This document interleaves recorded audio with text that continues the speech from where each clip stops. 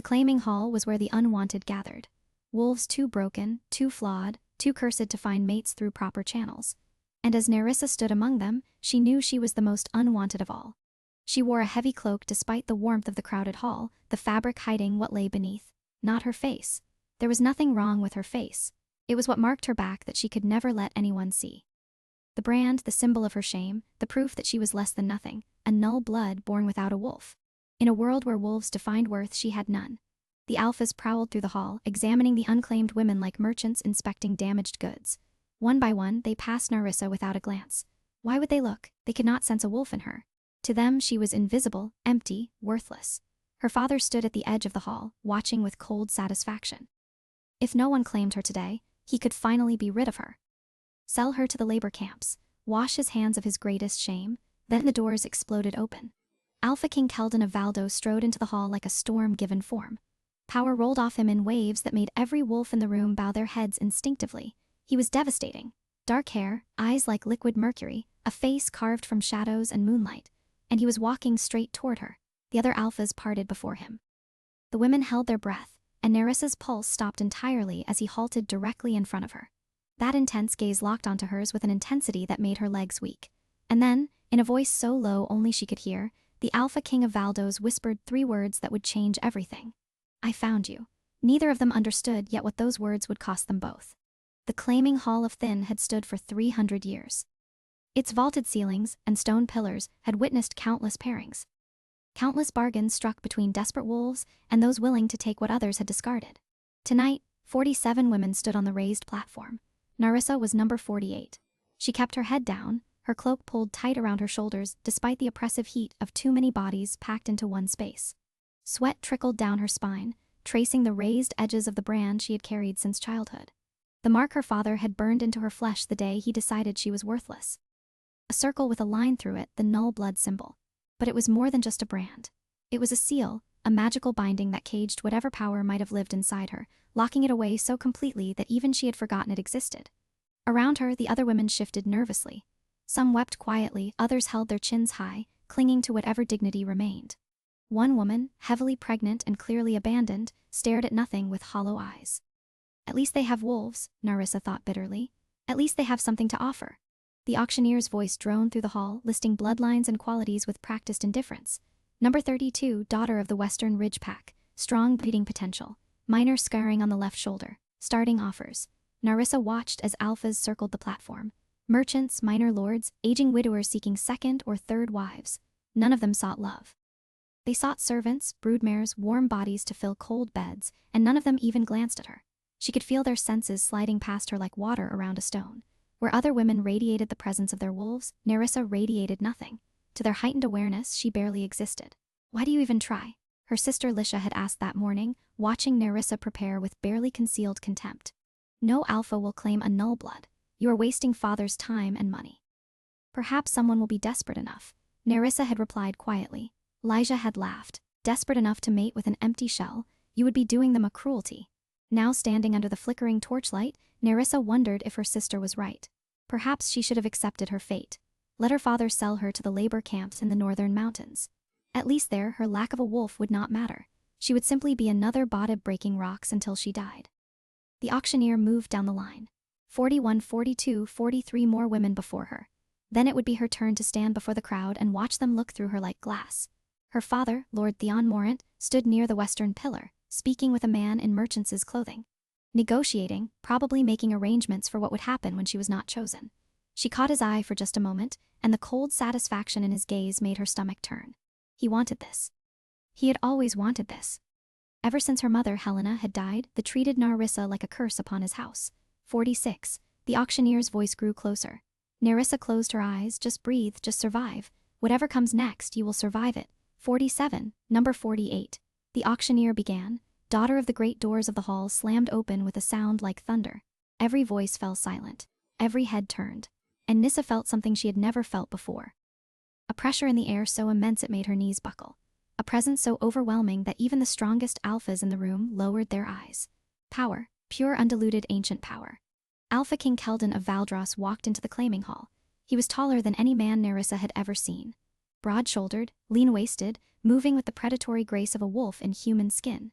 His hair was dark as a moonless night, falling past his collar in careless waves. His face was the kind that artists tried and failed to capture. Sharp cheekbones, a jaw that could cut glass, and his eyes, gods above, his eyes, silver, not gray, silver like liquid mercury, like starlight trapped in ice. Those eyes swept the room with cold assessment, and everywhere they touched, wolves trembled. "Your Majesty," the auctioneer stammered, nearly dropping his ledger. "We are honored beyond measure. We had no idea you would continue." The king's voice was low and quiet, but it carried through the hall like a blade through silk. Yes, of course, Your Majesty, number 48, daughter of," but the king was not listening. He was walking, moving through the crowd as alphas stumbled over themselves to clear his path. His gaze had fixed on something at the far end of the platform. On someone? Nerissa froze as she realized he was walking toward her. No, that was impossible. He could not even sense her. No one could sense her. She was nothing. Less than nothing. A null blood branded and discarded. The Alpha King stopped directly in front of her. The silence in the hall was absolute. Nerissa could hear her own heartbeat thundering in her ears. She kept her head bowed, staring at his boots. Expensive leather, perfectly polished, the boots of a man who owned kingdoms. "Look at me." His voice was soft, almost gentle, but there was command in it that her body obeyed before her mind could resist. She lifted her head. Those mercurial eyes met hers, and Nerissa felt something crack open inside her chest. Something that had been sleeping for a very long time stirred in the darkness of her soul. For a long moment, neither of them moved. Neither of them breathed. Then the Alpha King leaned closer. So close she could feel the heat radiating from his skin, and whispered words meant only for her. "I found you." Before she could respond, before she could ask what those words meant, he straightened and turned to address the hall. "This one." His voice rang out with absolute authority. "I claim this one." The chaos that erupted was deafening. Voices rose in shock, in disbelief, in outrage. The auctioneer sputtered. The other alphas exchanged bewildered glances, and Nerissa's father pushed through the crowd, his face twisted with fury. "Your Majesty, wait." Theon's voice cut through the noise. "You do not understand what she is. She is defective, broken. She has no wolf, no worth. No, I know exactly what she is." The king's eyes turned to Nerissa, watched her father flinch as if struck. "The question is whether you know what you have been hiding all these years." Theon went pale, his mouth opened, then closed. For the first time in her life, Nerissa saw fear in her father's eyes. What did the king mean? What had her father been hiding? Before she could ask, Kel took her hand. His grip was firm but not painful, warm where she expected cold. And the moment his skin touched hers, that stirring in her chest intensified. Something deep inside her seemed to reach toward him, straining against chains she did not know existed. "Come," the king said quietly. "We have much to discuss." And as he led her out of the claiming hall, past the staring crowds and her furious father and her stunned sister, Nerissa realized that her life had just changed completely. She just did not know yet if it had changed for better or for worse. The carriage that carried Nerissa to the palace was unlike anything she had ever seen. Velvet seats soft as clouds, windows of actual glass rather than oiled paper. Gold trim that caught the moonlight and scattered it across the interior like fallen stars. She sat rigidly on the edge of her seat, too afraid to lean back, too aware of the brand on her back and how easily the fabric of her cloak might shift to reveal it. The Alpha King sat across from her, watching, always watching. That intense gaze had not left her face since they entered the carriage. "You are afraid of me," he observed. It was not a question. "I am afraid of many things, Your Majesty." Nerissa's voice came out steadier than she expected. "You are simply the newest addition to a very long list." Something flickered in his expression. Surprise, amusement. It vanished before she could identify it. "You have a sharp tongue for a woman who was just purchased at an auction." "Claimed," Nerissa corrected quietly. "Not purchased. There was no money exchanged. A technicality perhaps, but technicalities matter when you have nothing else." The king studied her for a long moment. Then unexpectedly, the corner of his mouth curved upward. It was not quite a smile, but it softened the harsh planes of his face in a way that made her pulse quicken. "You are not what I expected," he murmured. "What did you expect? Someone more broken?" His eyes dropped to her hands, clenched tightly in her lap. "Your father called you defective, worthless. He said you had no wolf." Nissa's stomach tightened. "He spoke the truth, Your Majesty. I am a null blood, born empty. I have no wolf, no worth to offer a mate. If you're seeking strong pups or a powerful alliance, you have made a terrible mistake." She waited for disgust to cross his features, for regret for the inevitable dismissal. Instead, the king leaned forward, his gaze boring into hers with unnerving intensity. "What if I told you," he said slowly, "that your father lied?" The words hit her like a physical blow. What if I told you that you are not empty at all, that what you carry inside you is not absence, but something far rarer?" His voice dropped lower. "Something that has been deliberately hidden, deliberately caged." Nissa shook her head. "That is impossible. I have been tested, examined. Every healer in Valdos has confirmed." Healers can only find what they are looking for. The king's jaw tightened. And there are those who have worked very hard to ensure no one ever looked for what you truly are. Her mind reeled. This made no sense. Her whole life she had been told she was nothing less than nothing. A mistake of nature, a burden to her family, a stain on her father's bloodline. And now this king, this impossibly powerful stranger, was telling her it was all lies. Why, she whispered. Why would anyone hide something like that? Because they feared it. Kel's eyes gleamed in the moonlight. Because what sleeps inside you is dangerous, powerful, the kind of power that could shake kingdoms if it ever woke. Nerissa stared at him. Her blood rushed through her veins. Her palms were slick with sweat. And deep in her chest, that strange, stirring sensation had grown stronger, almost painful now, like something was trying to claw its way out of a cage. I do not believe you, she said, but even as she spoke, doubt crept into her voice. You will. The king settled back in his seat. In time, you will understand everything. But for now, all you need to know is this. He paused, his expression hardening into something cold and regal once more. I have been searching for you for 3 years, not for love, not for companionship, for necessity. There is a prophecy written in my bloodline, and you are the key to fulfilling it. The carriage slowed through the window. Nerissa glimpsed the palace rising against the night sky, towers of black stone and silver spires, beautiful and terrible in equal measure. What prophecy? She asked. What do you want from me? The king met her eyes. I want you to be my queen, to bond with me and bear my heirs, to stand beside me before the kingdom and fulfill the destiny that was written long before either of us was born. Nerissa's throat went dry, and in return protection, wealth, power beyond imagining. His voice was flat, factual. You will want for nothing. You will be untouchable. No one will ever brand you or sell you or treat you as worthless again. It sounded like a dream. Too perfect. Too easy. What is the cost? Nissa asked quietly. There is always a cost. For a long moment, the king was silent. Then he spoke, and his voice was colder than winter wind. The cost is this. I will give you everything you could ever need, but I will not give you my heart. His eyes were impenetrable. I cannot love you. I will not allow myself to love you. We will be partners in duty, nothing more. The word should have stung. Instead, Nerissa felt something like relief. You want a contract, she said. Not a marriage? Yes. No expectations of affection, no pretense of care, none. Nissa considered this a life without love, but also without cruelty, safety, without sentiment. It was more than she had ever been offered. Then I accept, she said. The king blinked. For just a moment, something that might have been confusion crossed his features. You accept, just like that. You do not wish to negotiate, to demand more. What more could I demand? Nerissa met his gaze steadily. You are offering me freedom from my father, protection from a world that has only ever seen me as worthless, a crown, however hollow. She shook her head slightly. I have spent my entire life being told I deserve nothing. Your offer is already more than I ever dared to hope for. The king stared at her for a long moment. And in his eyes, Nerissa saw something she could not quite identify, something that almost looked like pain. You deserve far more than this, he said quietly. But I am not capable of giving it. Before she could respond, the carriage door opened. A servant bowed low. Your Majesty, my lady, welcome to the Palace of Valdos. Nissa stepped out into the cold night air, staring up at the towering spires that would become her prison or her salvation. She did not yet know which.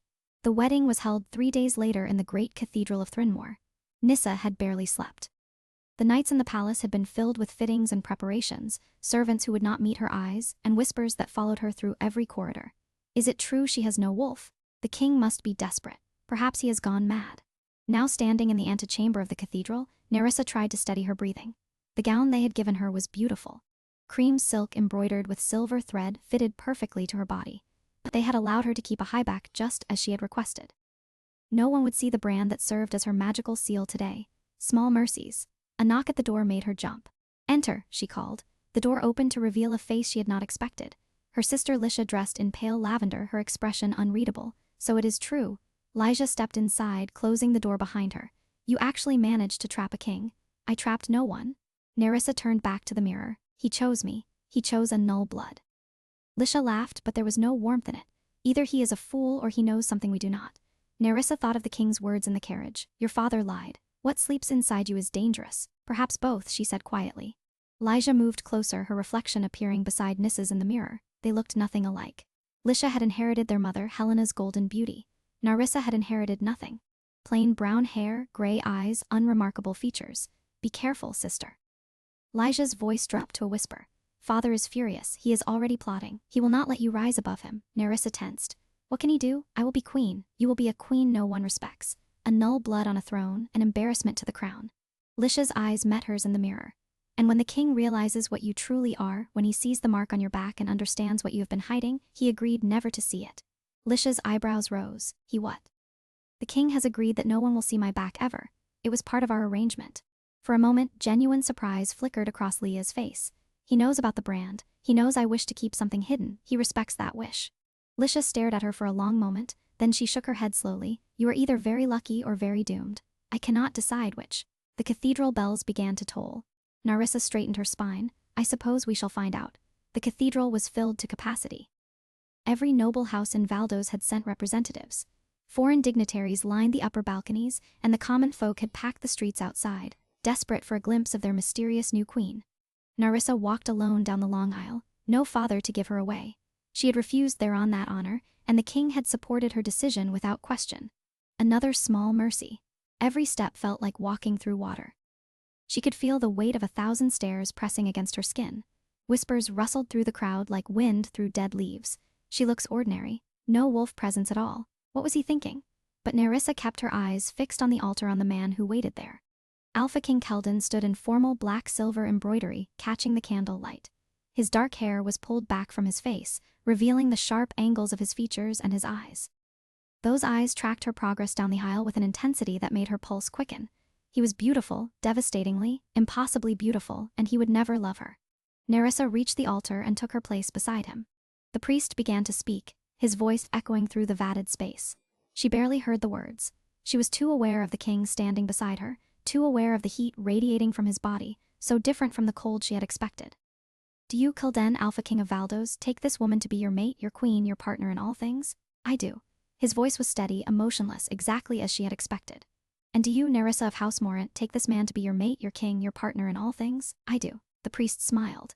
Then by the authority vested in me, I declare you bound. You may seal the bond. In traditional ceremonies, this was where the alpha would mark his mate, bite her neck, claim her publicly. But Kellen had agreed to something different. He turned to face her, and Nerissa's heart stuttered as he reached for her hand instead. His fingers were warm as they intertwined with hers, strong and steady. I claim you, he said, his voice carrying through the cathedral. As my queen, as my partner, as mine. Nissa swallowed hard. I claim you as my king, as my partner, as mine. Something pulsed between them, a spark of connection that made her gasp. Deep in her chest, that dormant power shifted again, straining toward him like a flower towards sunlight. The crowd erupted in applause, but Nerissa barely heard it. She was staring at her husband at the brief flash of surprise in his expression that suggested he had felt it too. What was that? She wondered. What is happening to me? Before she could think further, Keldon lifted her hand to his lips. The kiss was brief, formal. His mouth was warm against her knuckles, and when he raised his head, there was something in his expression she could not quite read. Well done, he murmured so quietly only she could hear. The hardest part is over. But as they turned to face the cheering crowd, as they walked back down the aisle as king and queen, Nerissa could not shake the feeling that the hardest part was yet to come. The feast that followed was overwhelming. Too many faces, too many names, too many nobles who looked at her with thinly veiled contempt. Nerissa sat beside the king at the high table, picking at food she could not taste. She watched him interact with his subjects, confident, controlled, utterly unreachable. Not once did he look at her with anything beyond polite acknowledgement. This is your life now, she reminded herself. This distance, this coldness, you agreed to it.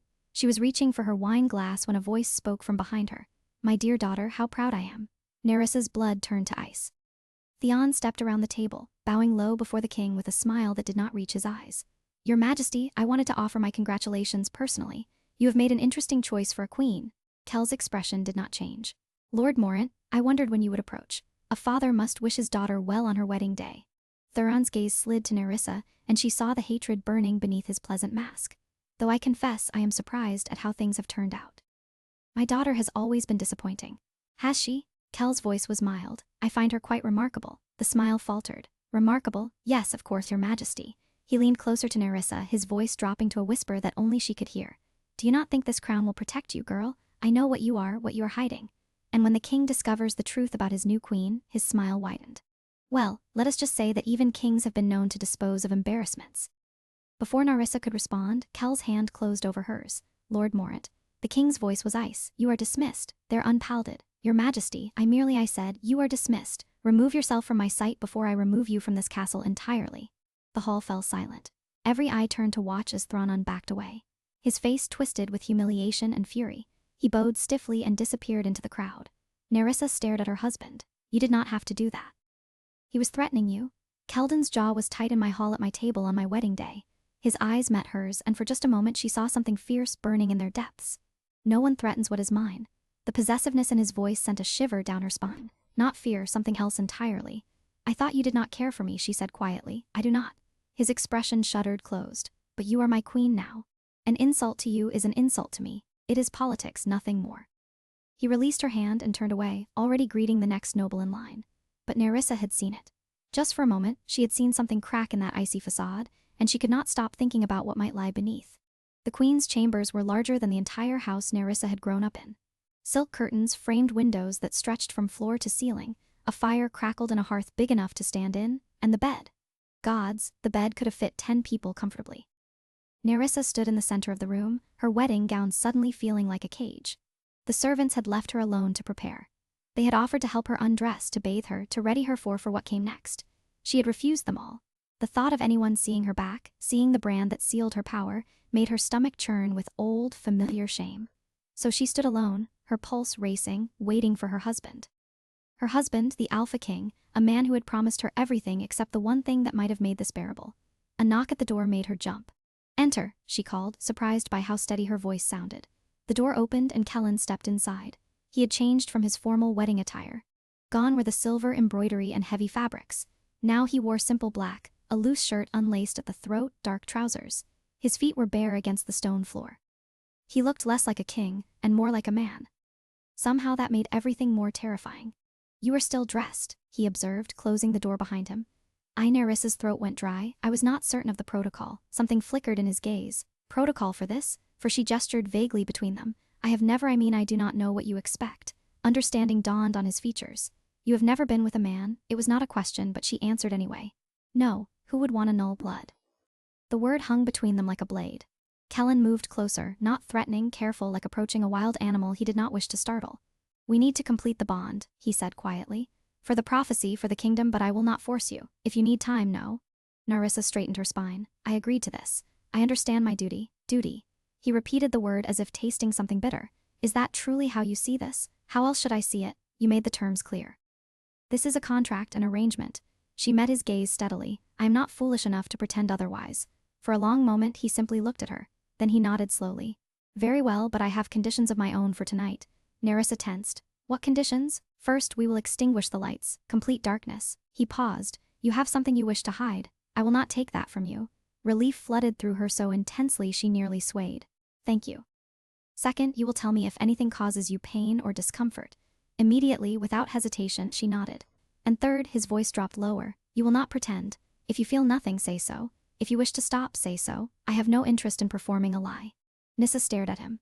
This cold, distant king, who had sworn never to love her, was offering her more consideration than anyone in her life ever had. Why? She whispered. Why does my comfort matter to you? Something shifted in his expression. Something that almost looked like pain. Because I know what it is to be used without care. His jaw tightened. I will not inflict that on another. Before she could respond, he moved to the fireplace and extinguished the flames with a wave of his hand. Then the candles. One by one, darkness crept through the room until nothing remained but shadows. Nerissa's pulse quickened as she heard him approach. She could not see him now, could only sense his presence, feel the warmth radiating from his body as he drew near. May I? His voice came from directly in front of her. Close, so close. Yes, she breathed. His hands found her shoulders, gentle, warm. She had expected coldness from him, but his touch was like summer sunlight. His fingers traced along the edges of her gown, finding the laces at her sides. Turn around, he murmured. I will unlace you. I will not look. She turned, presenting her back to him. Her breath came in shallow gasps as she felt him working the laces loose. The fabric loosened around her torso, but he did not push it from her shoulders. Instead, his fingers traced up her spine over the fabric still covering her. There is something here, he said quietly, something you fear. Nerissa closed her eyes. Yes, will you tell me what it is? Someday, perhaps when I am ready. His hands stilled. Then unexpectedly, she felt his lips press against the back of her neck just above where her gown still covered her sealed brand. The kiss was feather-light, almost reverent. When you are ready, he agreed, and not before. Something cracked open in her chest. Something that had been frozen for a very long time began slowly to thaw. He turned her back to face him, and in the darkness his mouth found hers. The kiss was gentle at first, questioning. But when she responded, when her hands rose to grip his shoulders, something shifted. his arms wrapped around her, pulling her closer. The kiss deepened, grew hungry, and Nerissa felt herself drowning in sensation. This was nothing like she had imagined, nothing like the cold transaction she had braced herself for. This was fire. They moved together toward the bed, shedding clothes along the way. Nissa kept her back turned whenever possible, and true to his word, Ken never tried to look. In the darkness, they were equals, two bodies learning each other by touch alone. When they finally came together, there was pain. She had expected that, but he was patient. So patient, murmuring soft words against her hair, stilling whenever she tensed and waiting for her to relax before moving again. And gradually the pain faded. Something else took its place. A building pressure, a growing heat that spread through her body like wildfire. Deep in her chest, the caged flame responded violently, reaching toward him, straining against its chains. At the peak of their joining, Nerissa cried out, not in pain, in something else entirely, something that felt like breaking apart and being remade all at once. And in that moment, she heard it. A sound that did not come from Kel's throat, a low, rumbling growl that seemed to rise from somewhere beneath his skin. Shadows flickered at the edges of her vision despite the darkness, then it was gone. Kellen went rigid above her, his breath ragged, his body trembling. What was that? Nerissa whispered. For a long moment, he did not answer. When he finally spoke, his voice was strained. Nothing. It was nothing. He pulled away from her. She heard rustling as he gathered his clothes. Kilden, wait, sleep. His voice was tight, controlled. I will send servants to attend you in the morning. You are leaving, I must. She heard his footsteps moving toward the door, but before he opened it, he paused. Thank you, he said quietly, for tonight, for your trust. Then he was gone. Nissa lay in the darkness, her body still humming with sensation, her mind racing with questions. What had she heard? What was he hiding? And why did part of her already ache for him to return? He did return. The following night, Nerissa was preparing for bed when a knock came at her door. The same 3 soft raps she had heard before. She opened it to find Kalden standing in the corridor, his expression unreadable. I came to inquire after your health, he said stiffly. My health is fine, your majesty. An awkward pause, neither of them moved. May I come in? He asked finally. Nerissa stepped aside. Of course. He entered and she closed the door behind him. For a moment, he simply stood there, looking around the room as if searching for something to say. I should not have left so abruptly last night. He said it was discourteous. You had your reasons. Nerissa studied him carefully. In the candle light, she could see shadows beneath his eyes, signs of a sleepless night. Are you well? You look tired. Something flickered across his features. Surprise, perhaps. I am fine. That is what I said. And you did not believe me either. The corner of his mouth twitched almost a smile. You are too observant for your own good and you are too secretive for yours. They stood facing each other, the air between them thick with unspoken words. The bond, Kildan said slowly. The prophecy requires it to be strengthened. Regular connection will ensure it takes root properly. Nerissa raised an eyebrow. Are you asking to bed me again, your majesty? Using prophecy as an excuse, he blinked. For a moment, he looked genuinely flustered. That is not because if you want to be here, she continued, her heart pounding despite her calm voice. You could simply say so. The silence stretched between them. Then Kellen exhaled slowly. I want to be here, he admitted. The words seemed to cost him something, though I cannot explain why. Then stay, he stayed. And the night that followed was different from the first. Less hesitant, more honest. They learned each other in the darkness. Hands mapping territory that had been unknown. Voices murmuring questions and answers that would never be spoken in daylight. When it was over, Nerissa expected him to leave again. Instead, he lay beside her, his breathing gradually slowing. You may go, she whispered. I know you do not wish to. Be quiet, his arm curled around her waist, pulling her back against his chest. I am tired and you are warm. She smiled into the darkness. Is that all I am? A source of heat, among other things. Within moments, his breathing evened out. He had fallen asleep. Nerissa lay very still, hardly daring to move, scarcely able to believe what was happening. This cold, distant king who had sworn never to love her was holding her as if she were precious, as if she mattered. Do not hope, she warned herself. This is still a contract. He is still a stranger. But her heart refused to listen. The nights became a pattern. Kel would come to her chambers after sunset. Sometimes they would talk first. Sometimes they would fall into each other without words. But always, he would stay until morning. Nerissa found herself looking forward to those nights with an intensity that frightened her. She began to notice things about him. The way he held tension in his shoulders, the small scar beneath his left ear, the sound he made almost like a purr when she ran her fingers through his hair. And other things, darker things. Some nights she would wake to find him trembling beside her. Not from cold, from something else. His skin would be slicked with sweat, his jaw clenched, his eyes squeezed shut as if fighting an invisible battle. Once she caught a glimpse of shadows moving beneath his skin, writhing alive. What haunts you? She asked one night, tracing her fingers along his jaw. What are you fighting? Kildan's eyes opened. In the darkness, they seemed to glow with an inner light. You would not believe me if I told you. Try me. He was silent for a long moment. Then slowly he began to speak. There is something inside me, something that has been passed down through my bloodline for generations. His voice was barely a whisper. An entity, a beast born of shadows. My ancestors made a bargain with dark forces during the Great War. It gave them power beyond imagining, but there was a price. Nerissa's hand stilled against his chest. She could feel his heart beating, strong, steady, and beneath it, something else. A second pulse, darker, hungrier. What price? The beast feeds on emotion. The stronger we feel, the stronger it grows. His jaw tightened. If we allow ourselves to love, truly love, the beast consumes us entirely. We become monsters, shadows given flesh. The words hit her like a physical blow. That is why you cannot love me. That is why I cannot love anyone. His gaze met hers in the darkness. I chose you because I believed you were safe. A null blood with no wolf. Someone I could never truly connect with. Someone who could never reach the part of me where the beast sleeps. Nerissa's throat tightened, but something changed, everything changed. His hand rose to cup her face. From the moment I touched you in that hall, I felt it. The beast recognized something in you, something it wants. And the more time I spend with you, the stronger that hunger grows. Then perhaps you should stop coming to me. I have tried. His voice broke. Gods help me. I have tried, but I cannot stay away from you. Nissa, you are the first person in my entire life who has made me feel warm. She kissed him then, fierce and desperate and full of all the things neither of them could say. They made love that night with an urgency that left them both shaking. And when it was over, when he held her against his chest, Nissa made a decision. She would find a way to save him, even if it destroyed her in the process.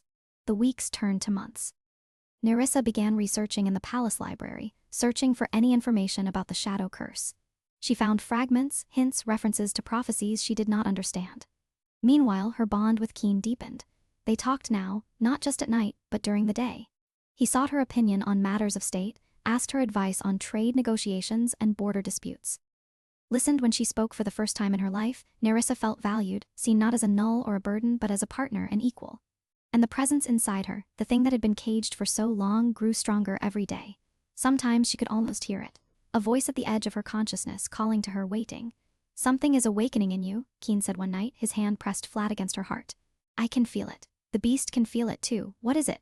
I do not know. His gaze searched her face. But I think it is the key, the reason the prophecy led me to you. What does the prophecy say exactly? Kellen hesitated. It says that when the caged fire meets the bound shadow, either both will be freed or both will be consumed. Nerissa's blood ran cold. Consumed, there is a chance. He stopped. Swallowed. There is a chance that instead of breaking the curse, we will make it worse, that the beast will devour us both. Then why risk it? Why search for me at all? His hand slid from her heart to her stomach. Rested there with infinite gentleness. Because my bloodline ends with me.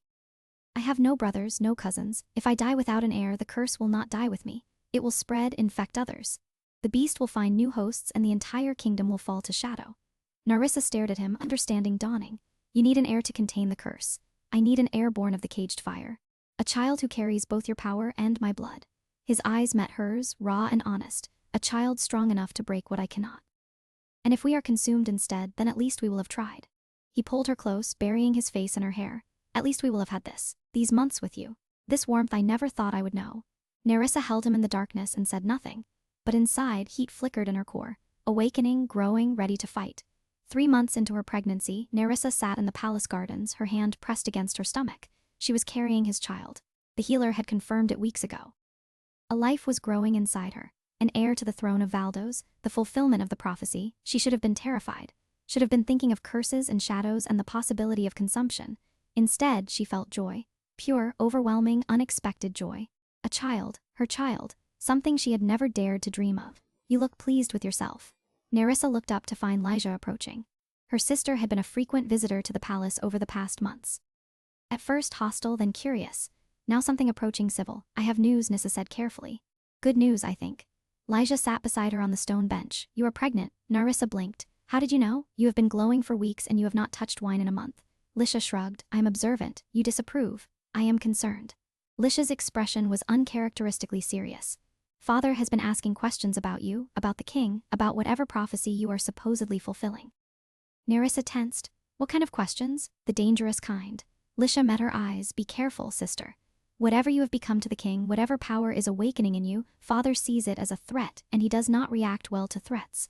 Before Nerissa could respond, a servant appeared, bowing low. Your Majesty, the king requests your presence in his study. Narissa rose, her blood suddenly rushing. Now immediately, your majesty. She exchanged a look with Liija, then followed the servant into the palace. She found Keen standing by the window, staring out at the gardens. He turned when she entered, and Nissa saw immediately that something was different. He was pale, paler than usual, and the shadows beneath his eyes had deepened into bruises. You know, he said quietly, not a question. I know. Nissa moved toward him. The healer confirmed it this morning. Are you well? Is the child? We are both fine. She took his hands, alarmed by how cold they felt. Killed, what is wrong? You look, the beast is stronger. His voice was strained. Since I found out about the child, it has been restless, hungry. It can sense what is growing inside you. Fear curled in Narissa's stomach. What does that mean? I do not know. He pulled her into his arms, holding her tightly. I do not know anything anymore. I only know that I cannot lose you, either of you. She clung to him, feeling his heart pound against her chest, feeling the second pulse beneath it. Darker, faster. We will find a way, she whispered. We will break this curse.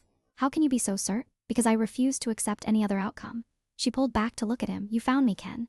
After 3 years of searching against all odds, we were meant to be here together. I have to believe that means something. His eyes searched her face, and in them she saw something she had never seen before. Hope. Time passed. The pregnancy progressed. Nerissa grew larger, and the presence inside her grew stronger. She could feel it now, awake and aware. Not a wolf, something else entirely, something ancient and fierce and full of fire. The night the child came, Nerissa screamed herself hoarse. The labor was brutal, agonizing, lasting hours that felt like days. But through it all, Kellen stayed by her side, holding her hand, his face white with fear. And finally, a cry filled the room. A daughter, the midwife announced, holding up a squalling infant with dark hair and silvered eyes. A healthy, perfect daughter. Nerissa wept as she took the baby in her arms. So small, so perfect, so impossible. She is beautiful, Kell breathed, his voice thick with emotion. He reached out, his finger tracing the baby's cheek with infinite gentleness. What shall we name her? Serena, Nerissa said. The name came to her without thinking. It means little fire. Serena. Kildan smiled, and it transformed his entire face. Made him look young and open and full of wonder. It is perfect. She is perfect.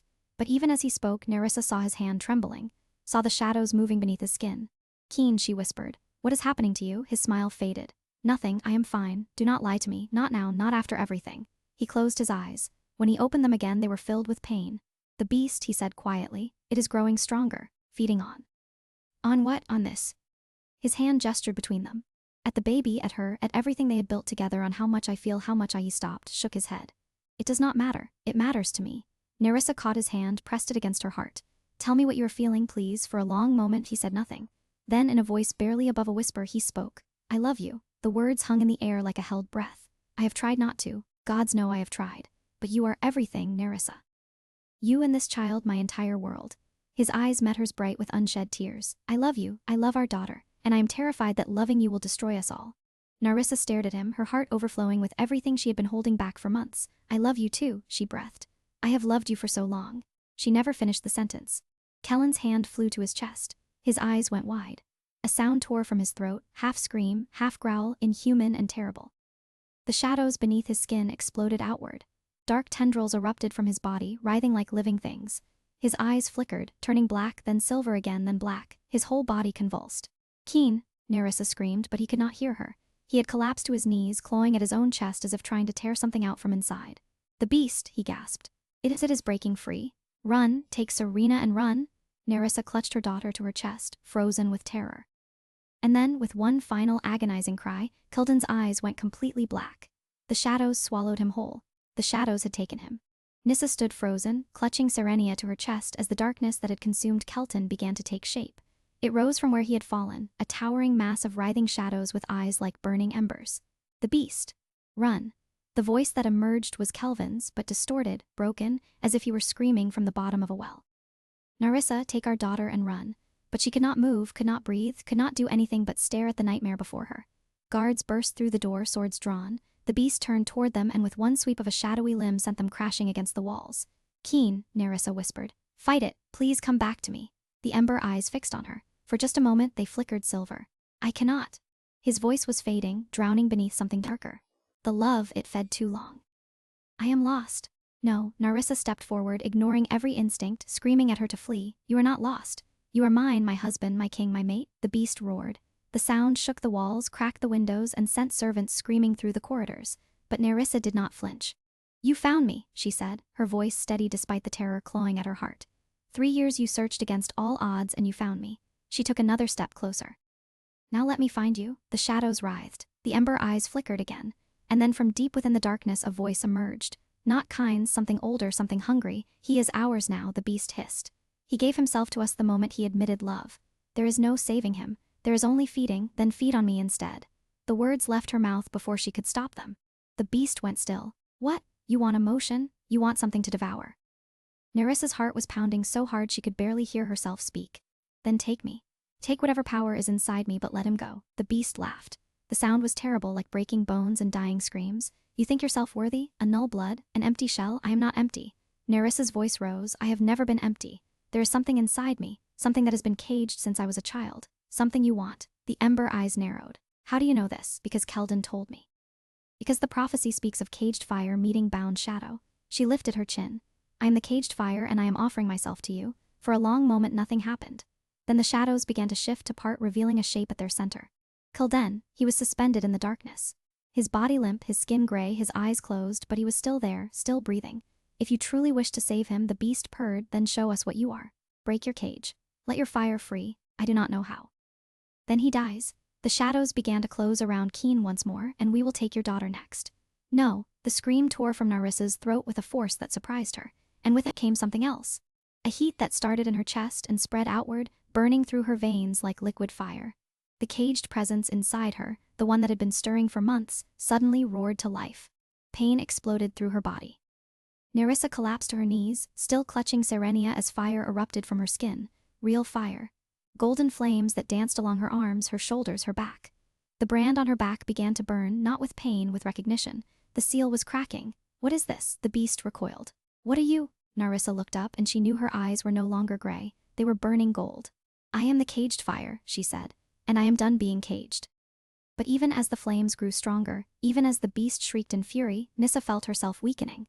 The fire was consuming her, burning through her body faster than she could control. She was dying. No, she whispered, looking down at Serenia. The baby was unharmed, protected by some instinct Nerissa did not understand, but she would not be protected for long. No, I need more time. I need to save him. I need to save her. The world began to fade. The flames flickered. And as darkness crept into the edges of her vision, Nerissa heard the beast laughing. Caged fire indeed. It mocked, caged and extinguished. You cannot save anyone, you do not even know what you are. Then everything went black. Nerissa woke to the sound of weeping.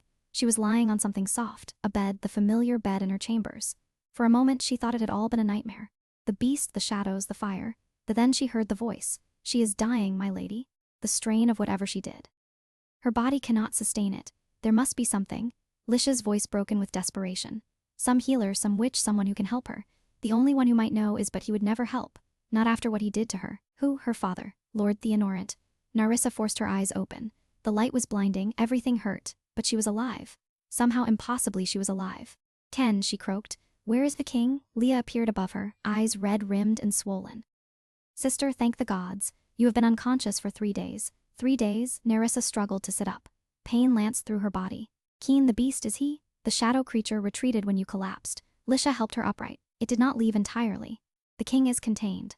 The court mages have erected barriers around his chambers, but they cannot hold forever. And Serena safe. The nursemaids have been caring for her day and night. She is unharmed. Lisha hesitated. Sister, what happened to you? The fire, I have never seen anything like it. Nerissa looked down at her hands. They looked normal now, but she could still feel it. The fire banked but not extinguished, waiting in her blood. I do not fully understand it myself. She met Lisha's eyes, but I think father does. Lisha's expression hardened. Then we go to him, where you can barely stand, and father. Lisha's jaw tightened. I have questions of my own that need answering. The ride to Morin's estate took most of the day. Nerissa spent it drifting in and out of consciousness, her body still weak from whatever she had done. But her mind was sharp, racing, piecing together fragments she had never understood before. Why her father hated her so completely. Why he had branded her a null blood when she clearly was not. Why he had been so furious when the Alpha King chose her. He knew. He had always known. They arrived at the estate as the sun was setting. Guards tried to stop them at the gate, but one look at Liaja's face sent them scattering. They found Theon in his study, a glass of wine in his hand, staring into the fire. I wondered when you would come, he said without turning. The whole kingdom is buzzing with news of the shadow beast and whispers of a queen who burst into flames. You know what I am? Nerissa's voice was steady despite her weakness. You have always known. Thuron turned. His face was older than she remembered, lined with age and bitterness. Of course I knew. He took a long drink of wine. I knew from the moment you were born, the flames that erupted in the birthing chamber, the midwife who died trying to contain them. Nerissa's blood went cold. What? You killed her. Theon's eyes were empty of remorse. Your first victim, a woman who had delivered 100 babies incinerated by an infant who could not control her power. That is not I did not. You did, and you would have killed more if I had not acted. He set down his glass. I sought out a powerful witch. Paid her a fortune to create a binding seal, the brand on your back, something that would cage your fire permanently, and it worked. For 20 years it worked. Until the Alpha King chose her, Lyja said quietly, until her power began to awaken. Thuron nodded. The prophecy. I had heard whispers of it years ago. A shadow-cursed king searching for his caged fire. I thought if I bound her power completely, if I marked her as a null blood, no one would ever look twice at her. He laughed bitterly. I was wrong. Nerissa's hands were shaking. You let me believe I was worthless. You branded me. You let everyone treat me like nothing. Better nothing than a monster. I am not a monster. Are you certain? Theon stepped closer, his eyes cold. You just released power that nearly killed you. The shadow beast retreated because it feared what you might become. And when you lose control again, and you will, how many people will burn? That is not your mother knew. The words stopped Nerissa cold. Helena knew what you were. She wanted to nurture your power, train you to control it. Thuron's lip curled. I could not allow that. Lisha's face went white. Father, what did you do? What I had to do? His voice was flat. She would have undone everything. Would have set the monster free. So I removed the threat. The fire in Nerissa's blood surged. You killed her. I protected this family. You murdered our mother. Lisha's scream echoed through the study. For what? To hide your own shame. To pretend you had not sired a fire wielder? To survive. Thairn roared. Do you have any idea what they do to families who produce unbound elementals? The investigations, the purges, I would have lost everything. So you killed your wife. Nerissa's voice was ice. Branded your daughter. Let her believe she was nothing for 20 years. All to protect your reputation. To protect this family. There is no family left to protect. Leah stepped forward, her face contorted with fury. You are a murderer, a liar, and I will see you rot in a cell for what you have done. The laughed. You think anyone will believe you? The word of a fire witch and her desperate sister against a respected lord. They will believe the seal. Everyone turned. A new voice had spoken from the doorway. An old woman stood there leaning on a gnarled cane. Her eyes were sharp and knowing, and power radiated from her like heat from a forge. Who are you? Lyja demanded. The woman smiled. I am Varades, your grandmother's twin sister, and I have been waiting a very long time for this moment. Varys moved into the room, her cane tapping against the floor with each step. The seal your father commissioned was my creation, she said, her eyes fixed on Nerissa. He came to me in desperation, begging me to bind your power. I refused at first. Fire elementals are rare, precious. To cage such a gift seemed a crime. Then why did you do it? Nerissa asked. Because I saw what would happen if I did not. Varades' voice softened. I am a seer as well as a witch. I saw visions of you uncontrolled, burning everything you loved. So I created the seal, but I also created a way to break it. She reached into her robes and withdrew a small object, a crystal sphere glowing with inner fire. This contains the key to your binding. I have carried it for 20 years, waiting for the right moment. She placed it in Nerissa's hands. The prophecy spoke of caged fire meeting bound shadow. I believe you have met your shadow, and now it is time for the fire to be freed. Nerissa stared at the sphere. Warmth pulsed against her palms. Recognition. If I break the seal, she said slowly, I can save Kellen, perhaps. Your fire and his shadow were always meant to balance each other. That is why the prophecy brought you together. Varades paused. But there is a risk. If you cannot control the fire, if it consumes you, I know. Nerissa clutched the sphere tightly. I am willing to take that risk. Wait. Lisha caught her arm. Sister, you nearly died 3 days ago. If this goes wrong, if I do nothing, Kulden dies. The beast breaks free. Our daughter grows up without parents in a kingdom consumed by shadows. Nerissa met her sister's eyes. I have to try. Lyja stared at her for a long moment. Then slowly she nodded. Then I am coming with you. Behind them, forgotten by everyone, Theon watched his daughters leave with fury burning in his chest. But his fury turned to fear when 2 royal guards stepped into the study, chains in their hands. Oh, Lord Thuron Morant. The captain's voice was cold. By order of Queen Nerissa, you are under arrest for the murder of Lady Helena Morcant and conspiracy against the crown. Theon opened his mouth to protest. The chains silenced him. The palace was in chaos when Nerissa arrived. Servants ran through corridors, their faces white with terror.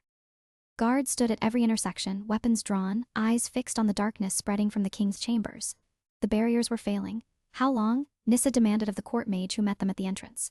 Hours at most, your majesty. His voice trembled. The beast grows stronger with each passing moment. We cannot contain it much longer. Then lower the barriers. Your Majesty, if we do that, I know what I am asking. Nerissa's voice was calm, steady. Lower them. Let me through. The mage hesitated, then nodded. With a gesture, the magical barriers flickered and faded. The darkness beyond them riled with hunger. Sister. Lisha caught her hand. Are you certain? No. Nerissa looked at her, at this woman who had hated her for years, who was now standing beside her with tears in her eyes. But certainty is a luxury I cannot afford. She stepped forward into the darkness. The shadows swallowed her immediately. For a moment there was nothing, no light, no sound, no sensation except the cold pressing against her from all sides. Then the beast spoke. You returned. Its voice echoed from everywhere and nowhere. Foolish fire, you cannot defeat us. You cannot even control yourself. I do not need to defeat you. Narissa walked forward into the darkness, following a warmth she could feel in her chest. The bond still there, still connecting her to Keen. I only need to reach him. He is ours now, body and soul.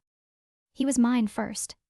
She found him at the center of the darkness, suspended in shadows just as he had been before, but weaker now. Fading, the silver of his eyes barely visible through closed lids. Keen. Nerissa reached for him. I am here, I found you. The shadows lashed at her, trying to drive her back, but she held her ground, the crystal sphere burning in her hand. You think that bauble can save him? The beast laughed. It is nothing but a key, and you are nothing but kindling. Then let me burn. Nerissa shattered the sphere. Fire exploded through her body, not the weak flames she had summoned before. This was an inferno, a supernova of golden light that tore through the darkness like a blade through silk. The beast screamed. The shadows writhed, retreating from the light, but the fire did not stop. It kept growing, kept burning and consuming everything in its path, including her. Nerissa felt herself dissolving, becoming light, becoming flame. The same thing that had nearly killed her before was happening again, only stronger this time, more final. No, Kild's voice cut through the chaos. She felt his hands on her shoulders, his body pressed against hers, his presence anchoring her to reality. Narissa, you have to control it. If you let it consume you, I do not know how. Yes, you do. His eyes met hers through the flames. You have been caged your entire life, told that you were nothing, but you were never nothing. You were always fire, strong and beautiful and impossible to contain. His hands cupped her face. Do not let the fire control you, you control it. The flames roared higher. The pain was blinding, but his voice cut through it all. I love you, Nerissa, I love your fire, I love everything you are. And I am not letting you go, not now, not ever. Something shifted inside her. The fire, wild and ravenous, began to calm, to settle, to recognize her, not as fuel, but as master. Narissa breathed, and when she opened her eyes, she saw that the darkness was gone. They stood in the ruined chamber, surrounded by scorch marks and shattered stone. The beast had vanished. The shadows had retreated. And Ken was holding her, his eyes clear and bright and free of darkness. You did it, he breathed. You broke the curse. Narissa looked down at her hands. Golden light still flickered along her skin, but it was gentle now, controlled, a part of her rather than her master. We broke it, she corrected together. He pulled her close and kissed her, not with cold distance or careful restraint, with fire and passion and all the love he had been forced to cage for so long. When they finally parted, both breathless, Nerissa laughed. Your hands are warm. Kelton blinked, then looked down at his own palms. For the first time in his life, heat radiated from his skin instead of cold. The shadow, he whispered. It is gone, truly gone, and it will never return. Veretta stepped into the chamber, Lyja beside her. The old witch was smiling. The prophecy is fulfilled. Caged fire met bound shadow and both were freed. The curse is broken for you and for all who come after. Nerissa thought of Serena, of their daughter who would never have to fear a beast in her blood or chains on her soul. It is over, she said. No. Tilden took her hand, pressing it against his heart. It is just beginning. 6 months later, Queen Narissa stood on the balcony of the Palace of Valdos, watching the sunset paint the sky in shades of gold and crimson. Below, the city celebrated. Torches flickered in every window. Music drifted up from the streets. The Festival of Flames, they were calling it. A new holiday marking the day the shadow curse was broken. Strong arms wrapped around her from behind. You are missing the feast. Ken murmured against her hair. I needed a moment. She leaned back against him. It still feels unreal sometimes. All of it. Which part? The curse. The fire. The part where my terrifying queen burned away centuries of darkness with nothing but willpower and love. She laughed, all of it. He turned her in his arms, his gaze soft with an emotion he no longer had to hide. Let me remind you what is real. He kissed her forehead. You are my wife. Her nose, my queen, her lips, my everything. Mama. They turned to see Lyja approaching. Serena squirming in her arms. The baby reached toward Nerissa with chubby hands, her silver-ouched eyes bright with joy. Someone wanted her mother, Lyja said, handing her over. Nerissa cradled her daughter close, breathing in the sweet scent of her. Serena giggled and grabbed a fistful of her hair. She has your fire, Keen observed. I saw sparks in her crib this morning. And your stubbornness, Narissa countered. She refused to nap for 3 hours. A future queen indeed. They stood together, the three of them, as the last light faded and the stars emerged. Below, the celebration continued. In the dungeons, Theon awaited trial for his crimes. In the academy Varades had founded, young fire wielders were learning to control their gifts. And across the kingdom, wolves who had been told they were worthless were discovering that they had value after all. "I found you," Kildan said quietly, echoing the words he had spoken in that crowded auction hall so long ago. Nerissa smiled against his shoulder. "And I found you." Neither of them had been searching for love. Both of them had been certain they would never deserve it, but love had found them anyway. And in finding each other, they had set an entire kingdom free. Thank you for listening to this story. Let me know what you thought in the comments. I always read them, and they mean more than you know.